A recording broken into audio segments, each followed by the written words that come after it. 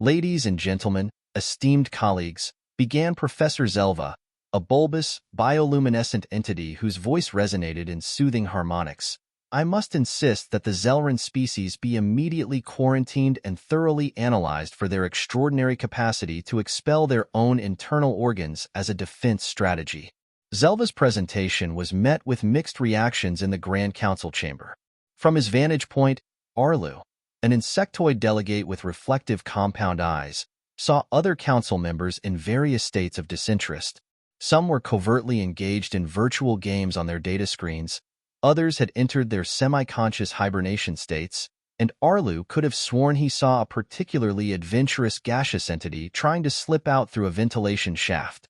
As Arlu pondered the possibility of a malfunction, or perhaps the sweet release of a strategic interruption, salvation came in the form of the panel moderator. A towering, crystalline being named Prismer took the stage. "Thank you, Professor Zelva, for that enlightening presentation." Prismer's voice shimmered with crystalline clarity. "I'm sure we'll all think twice before inviting a Zelran to dinner." A ripple of relieved laughter spread through the audience. Arlu's anticipation peaked. It was finally his turn to present. He had been waiting for this opportunity for 8 galactic cycles, and he was determined not to let Professor Gutsurge steal his spotlight. As Arlu made his way to the podium, he overheard snippets of conversation from the audience. "Another groundbreaking discovery, I bet," muttered a sentient gas cloud to a neighboring mineral-based entity. 10 credits says it's another planet full of slime molds. Arlu's antennae twitched with amusement. If only they knew, he thought, stepping up to the podium. His 4 segmented legs fidgeted slightly, partly from excitement and partly because the cleaning droid had over-polished the floor again. His bright turquoise exoskeleton gleamed under the harsh lights as he fluttered his thorax wings to command attention. The room fell silent, all eyes and various sensory organs fixed on him. "Greetings, esteemed members of the Grand Council," Arlu began, his voice brimming with barely restrained excitement. "Today, I am not here to discuss the intestinal defense mechanisms of alien species, fascinating as they may be. Instead, I am here to reveal a covert project that the High Council has been developing over the past 8 galactic cycles." He paused dramatically, savoring the sudden surge of interest. Even Professor Zelva's gelatinous form seemed to solidify with anticipation. "Now, I can hear you thinking, oh joy, another presentation about some obscure planet with single-celled organisms." Arlu's tone dripped with mock sarcasm. "Well, prepare to have your minds figuratively blown. We don't want a repeat of the telepathic overload incident of 2876. A few nervous chuckles echoed through the hall. The cleanup from that incident had taken decades. With a dramatic flourish, Arlu activated the large, circular holographic projector behind him. A small azure orb materialized, floating and rotating serenely. "Behold," Arlu exclaimed, his voice reaching a pitch that made several crystalline beings in the front row vibrate uncomfortably. "This is Planet YZ-43, or as I prefer to call it, the Cosmic Wildcard." Arlu began pacing back and forth, his excitement palpable. "Now, you might be wondering what makes this tiny blue sphere so special. It's not the planet itself that's remarkable. Oh no, it's where we found it." The room buzzed with curiosity, a tangible wave of interest sweeping through the audience. Arlu could almost sense the anticipation in the air, quite literally for the gaseous entities present. "This planet, teeming with life, is located in what we have affectionately named the cosmic abyss of anomaly," Arlu declared. A collective gasp rippled through the hall, followed by excited murmurs and the sound of a mineral entity nearly crumbling in shock. "That's right," Arlu continued, barely containing his glee. "This entire solar system is nestled within a void bubble spanning nearly 10 light-years in diameter. It's like discovering a lush oasis in a frozen wasteland, or a functioning government in a Zorian colony." Laughter and a few indignant huffs from the Zorian delegates filled the room. Arlu manipulated the holographic display, zooming out to show the entire solar system. "As you can see, we have 10 planets, 2 asteroid belts, and 4 gas giants, one of which is so massive it's practically a failed star. It's as if this system couldn't decide what it wanted to be when it grew up," So it became everything. Arlu's eyes gleamed with excitement. But here's the kicker, my esteemed colleagues. Not only is this system improbably placed and defies all our understanding of celestial mechanics and void dynamics, but that little blue planet is absolutely brimming with life. Another wave of gasps and exclamations swept through the hall. Arlu's excitement grew as his mandibles clicked rapidly. I know. It sounds impossible. Void pockets like this are usually colder than an ice giant's core. The chances of finding life here were as likely as discovering a punctual cron or a modest quasar. And yet, here we are. Arlu's antennae twitched as he prepared for the piece de resistance. But wait, there's more. The dominant species on this planet, humans, as they call themselves, are truly one of a kind. A murmur of curiosity spread through the hive mind collective in the back row. Different how? Their thousand voices asked in unison. Arlu's mandibles spread into what could be described as a grin among his kind. Oh, where do I begin? These humans are like the universe decided to throw every improbable trait into a biological blender and hit puree. He began ticking off points on his segmented appendages. First, they are endurance predators. Yes, you heard that right. These soft, hairless creatures will chase their prey until it collapses from exhaustion. It's as if they looked at the food chain and decided, no, we'll just run after our meal until it gets tired of running away. Laughter and disbelieving mutters filled the hall. But wait, there's more. Arlu continued, his voice rising with each revelation. These humans have an odd fascination with consuming substances that are technically toxic to them. They call it recreational chemistry, but I call it playing Russian roulette with their digestive systems. A sulfuric acid-based entity in the front row gurgled in confusion. Surely you jest. Arlu's antennae wiggled with amusement. Oh, my dear corrosive friend, if only that were the least of their peculiarities.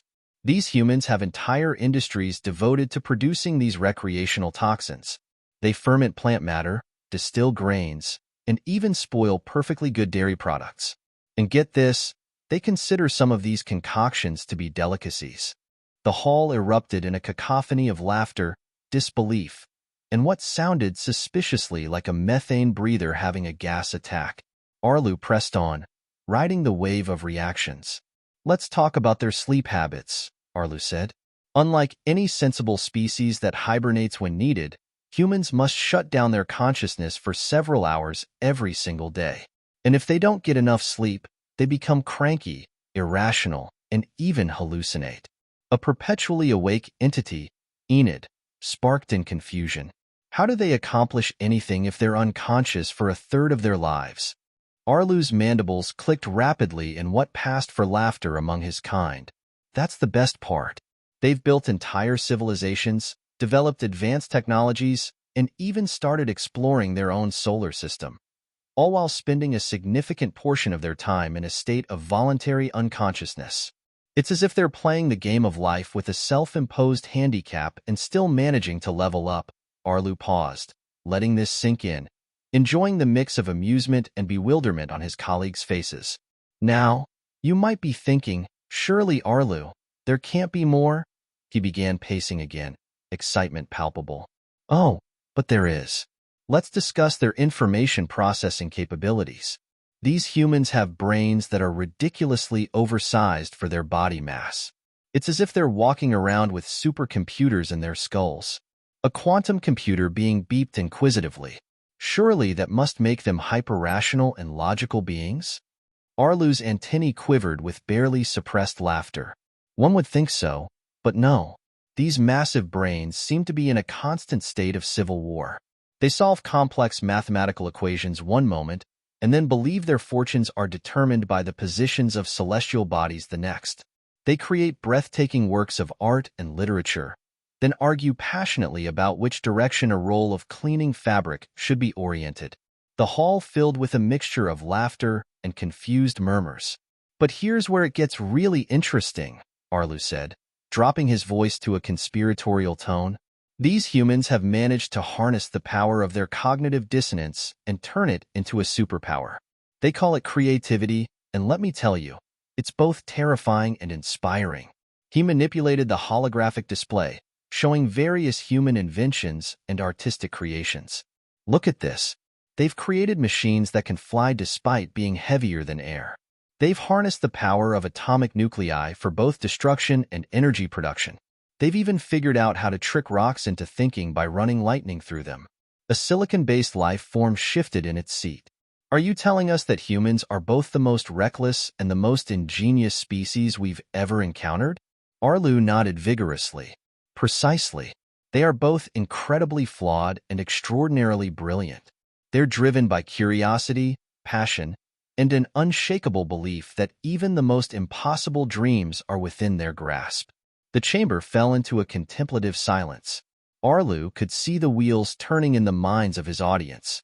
After a few moments, Prismar's crystalline form flickered with approval. "Thank you, Arlu, for that remarkable presentation." Prismar's voice resonated like a gentle bell. "It seems we have much to consider regarding the humans and their place in our understanding of the universe." The chamber erupted into applause, and Arlu basked in the glow of his success. Even Professor Zelva had put aside his misgivings about bodily expulsions to appreciate the marvel of human ingenuity. As the delegates began to mingle and discuss the implications of Arlu's revelations, he couldn't help but feel a deep sense of satisfaction. In the grand theater of the cosmos, it seemed that humans had indeed earned their place as both the wild card and the game changer, proving once again that the universe was far stranger and more wondrous than anyone could ever fully grasp. The day after Arlu's stunning presentation, the Grand Council chamber buzzed with excitement and anticipation. The delegates, now thoroughly intrigued by the enigma of humanity, gathered for a special session dedicated to exploring the implications of their latest cosmic discovery. Arlu was particularly energized, his antennae twitching with enthusiasm as he prepared for the follow-up discussions. His presentation had been a massive success, but he knew the real challenge lay in addressing the questions and concerns of the council members. As the chamber filled, a shimmering holographic map of the galaxy flickered into view. The map highlighted the location of planet YZ-43, now at the center of the council's attention. The delegates settled into their seats, and Prismar, with his crystalline form reflecting the overhead lights, called the meeting to order. "Esteemed colleagues," Prismar's voice rang out, "today's session is devoted to further analyzing the implications of our discovery of the human species. We will explore their potential for interaction and integration into the broader galactic community." The delegates murmured in agreement, their various sensory appendages focusing on the holographic map.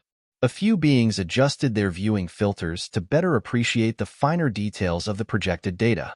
To kick things off, Prismar continued, "We have invited Dr. Zorak, our esteemed xenobiologist, to provide an overview of human physiology and psychology." Dr. Zorak, a reptilian entity with scales that shimmered in hues of emerald and gold, slithered onto the stage. His eyes, large and multifaceted, scanned the audience as he prepared his presentation. With a flick of his tail, he activated his holoprojector, and an intricate 3D model of the human brain appeared. "Greetings, distinguished delegates." Zorak's voice was smooth and measured. "I have spent the past few cycles analyzing the data gathered from planet YZ-43, focusing particularly on the physiological and psychological aspects of the human species. The holographic model displayed a highly detailed representation of the human brain, highlighting various regions and their functions." Zorak began his explanation. "Humans possess a remarkably complex and sophisticated brain structure," Zorak noted. "Their cognitive abilities are unparalleled among known species. They exhibit a wide range of emotional and intellectual responses, which are governed by the interaction of various brain regions." He pointed to different areas on the model. For instance, the prefrontal cortex is involved in decision-making, social behavior, and planning. This region's advanced development allows humans to engage in intricate problem-solving and strategic thinking. However, their emotional responses are also deeply intertwined with this cognitive function, creating a unique blend of rationality and emotion. A Zoridan diplomat raised a quizzical appendage. "Are there any signs of cognitive dissonance or psychological instability that might affect their ability to interact with other species?" Zorak's scales shimmered with acknowledgement. "Indeed, The complexity of human cognition can lead to what we refer to as cognitive dissonance. This phenomenon occurs when individuals experience conflicting beliefs or emotions, leading to stress or irrational behavior. However, this same complexity also fuels their creativity and adaptability. Arlu's antennae twitched with curiosity. Dr. Zorak, could you elaborate on how these psychological traits might influence their interactions with other species? Zorak's eyes narrowed thoughtfully. Humans have a remarkable capacity for empathy and cooperation, but they also have a propensity for conflict and competition. Their social structures are diverse, ranging from highly cooperative communities to contentious factions. This variability makes them both fascinating and unpredictable. A member of the Quinari species, known for their diplomatic expertise, raised a clawed hand. How can we facilitate positive interactions with humans while minimizing potential conflicts? Zorak's tail flicked thoughtfully. Building mutual understanding and respect will be key. Humans value direct communication and transparency. Engaging with them through open dialogue and collaborative projects could pave the way for constructive relationships. Prismer nodded in agreement. Thank you, Dr. Zorak. Your insights are invaluable.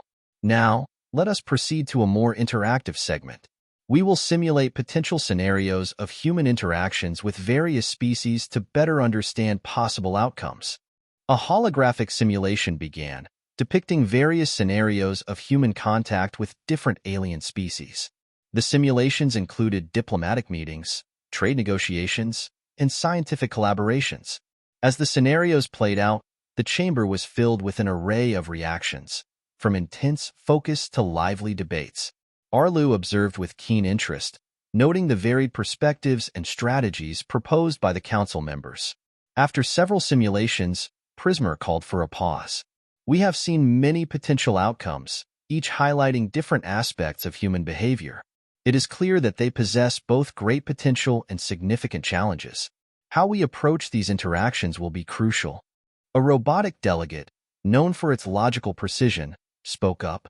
In light of the data presented, should we consider establishing a preliminary contact protocol with the humans? This would allow us to assess their responses and behaviors in a controlled manner. Prismer's crystalline form pulsed with agreement. A preliminary contact protocol could indeed be beneficial. It would provide us with valuable insights and help us establish a framework for future interactions. Arlu felt a surge of excitement at the prospect. He had long believed that humanity's unique qualities could contribute significantly to the galactic community. Now, it seemed that the Council was on the verge of taking that crucial first step. As the session drew to a close, Prismer addressed the delegates one final time. We have much to consider and plan. Let us proceed with careful consideration and an open mind. The universe is vast, and humanity has proven to be a remarkable addition to its tapestry. With that, the delegates began to disperse, their discussions continuing in hushed tones. Arlu lingered, savoring the sense of accomplishment and anticipation that filled the chamber. As he made his way out, he overheard snippets of conversation. This could change everything, one delegate mused. A whole new perspective on life and the universe. Arlu's mandibles clicked with satisfaction. He had always believed that humanity was a cosmic wild card, but now it seemed that their potential was beginning to be recognized. The future of interspecies relations was wide open, and Arlu was ready to embrace whatever came next. As the chamber doors closed behind him, Arlu looked up at the stars visible through the observation window. The galaxy, with all its mysteries and wonders, seemed to stretch out before him, filled with infinite possibilities. And at the heart of it all, humanity was poised to play a role that no one could yet fully comprehend. The Grand Council's decision to establish a preliminary contact protocol with humanity set the stage for a flurry of diplomatic activity. Arlu, invigorated by the Council's endorsement, was assigned to lead the first contact team. A diverse group of representatives from various species, each selected for their expertise in diplomacy, xenobiology, and cross-cultural communication. Arlu's team gathered in the sleek, multifunctional briefing room aboard the Galactic Nexus, the flagship of the Council fleet. The room was bathed in soft, ambient light, and its walls were adorned with interactive displays showcasing the latest data on humanity. The team comprised several notable members. Atera, a humanoid diplomat from the Quinari, known for her exceptional skills in negotiation and empathy. Ezalera, a telepathic Shiran, who could facilitate communication and understanding across different cognitive frameworks. Vorax, an engineer from the Zorid race, whose technical expertise would be crucial in ensuring the interoperability of communication systems. Lyra, a linguist from the Eltera, specializing in the translation of complex languages and cultural nuances. Arlu, standing at the head of the table, addressed the team with a mixture of excitement and seriousness. We've been tasked with making first contact with the human representatives. This is a historic moment, and it's essential that we approach it with both caution and optimism. Tara nodded, her eyes reflecting the holographic map of Earth. We need to be prepared for a wide range of responses. Humans are known for their diversity, and their reactions might be as varied as their cultures. Zalera's telepathic projection flickered momentarily. I can assist in reading the emotional undercurrents of the humans we interact with, which should help us gauge their true sentiments and intentions. Vorax adjusted the interface on his multi-tool. I'll ensure that our communication technology is compatible with their systems. We'll need to establish a secure and reliable channel for our messages. Lyra reviewed the data on human languages. I'm compiling a database of human languages and dialects. Given their linguistic diversity, we need to be ready for any form of communication they might use. Arlu looked around at his team, his confidence bolstered by their expertise. Excellent. Our immediate objective is to initiate a contact protocol, establish communication channels, and gauge the humans' openness to further interactions.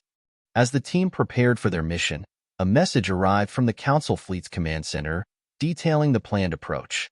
The delegation would land in a neutral, uninhabited region of Earth's orbit to avoid any potential disturbances. From there, they would initiate contact using a carefully crafted message designed to introduce themselves and their intentions. The day of the mission arrived, and the Galactic Nexus approached Earth's orbit with a gentle glide.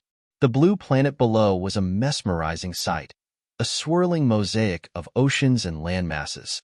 The delegation spacecraft, sleek and non-intrusive, moved into position at a safe distance.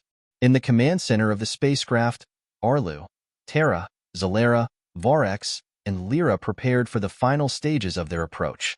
The ship's communication array, designed to project messages in multiple formats, was calibrated to broadcast a clear and neutral message to Earth's surface.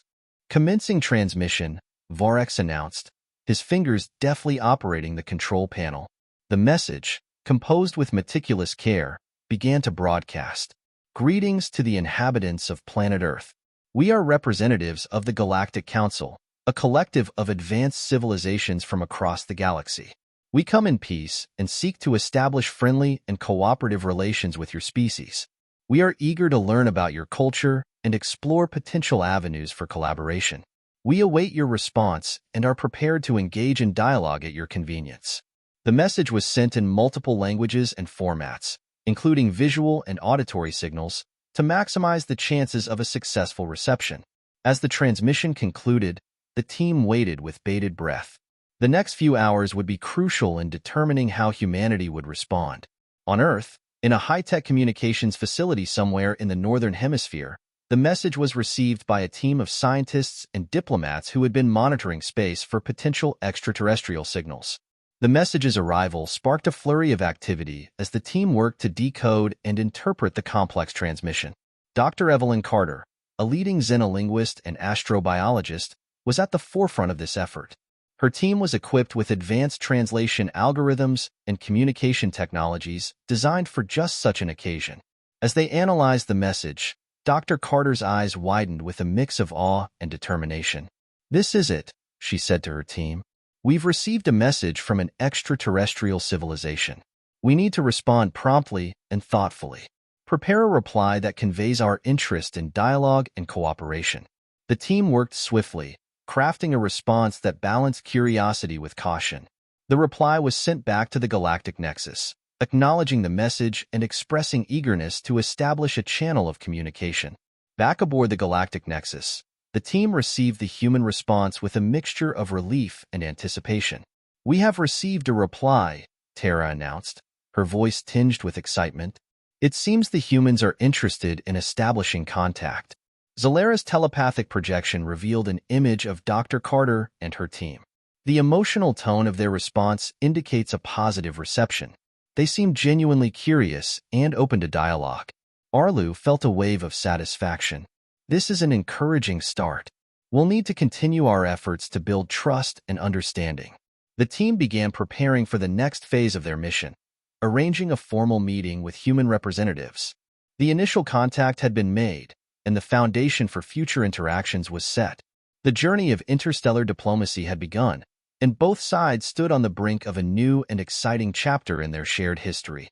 As the Galactic Nexus maintained its position in orbit, Arlu looked out at Earth, a planet now symbolizing the potential for a new era of cosmic collaboration. The universe, with all its mysteries and wonders, was beginning to unfold in ways that no one could have anticipated. And as the first contact mission continued, Arlu and his team were ready to embrace the challenges and opportunities that lay ahead.